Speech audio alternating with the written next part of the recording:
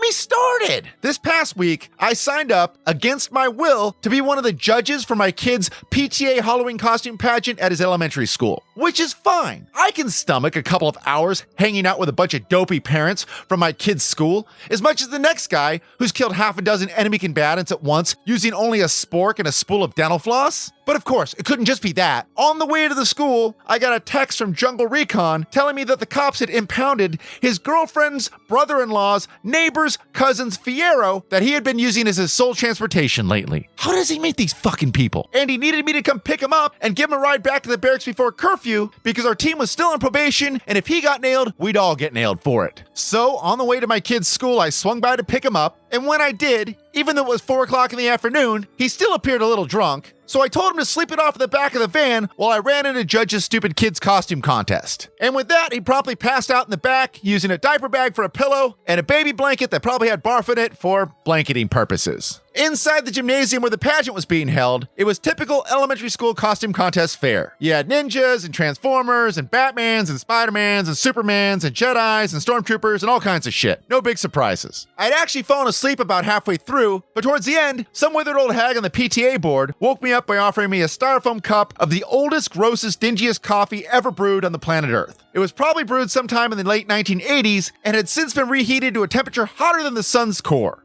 which was perfect for burning the shit out of my mouth. The show was just about to wrap up when I heard an all too familiar voice come over the gym's PA system. Ladies and gentlemen, and single mothers looking to score, I'd like to announce tonight's final contestant, the one and only Sexy Jungle Recon. He said sexy because he had bribed the cat ears and pink leotard off a kid who had changed back into her street clothes and was heading out the door with their parents and squeezed himself into it to form his own spin on the sexy cat costume, which is totally fucking gross. Apparently, Jungle had woken up and read the flyer for the pageant I left on the floor of the minivan that said the contest had a $50 prize for first place. $50 is $50 in alcohol, according to Jungle's tiny lizard brain, so of course he hopped up and ran right in to enter the contest. The Children's Halloween Costume Contest, because he is a retarded asshole.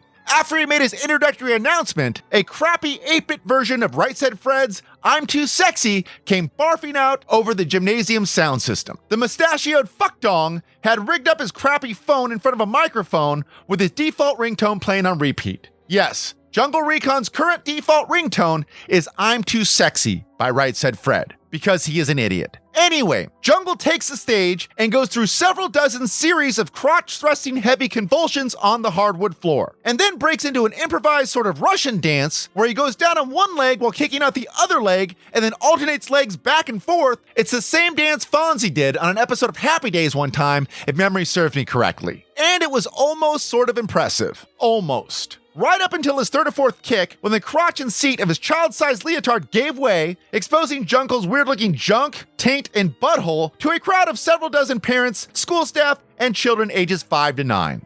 And on his subsequent kick squat thingy, Jungle actually stepped onto his own ball sack and fell backwards. This probably hurt a lot, but not nearly as much as the multiple shocks and burns he received moments later when the school's 2 elderly lesbian security guards, nicknamed Cagney and Lacey, sprung into action and tasered the shit out of Jungle while hog-tying him with a pair of zip ties provided by a nearby disgusted custodial engineer. Jungle kept hollering about how he had been robbed of victory and $50, and something about how we'll all be sorry someday when he refuses to let us become part of Jungle Recon Nation. Whatever the fuck that is. The silver lining of this story is that the school called the MPs and they picked up Jungle and got him back to post before curfew, so at least the team didn't get in trouble. And to make up for the whole fiasco to my kid, I took him out for frozen yogurt on the way home. Problem solved, problem staying solved. Rangers lead the way.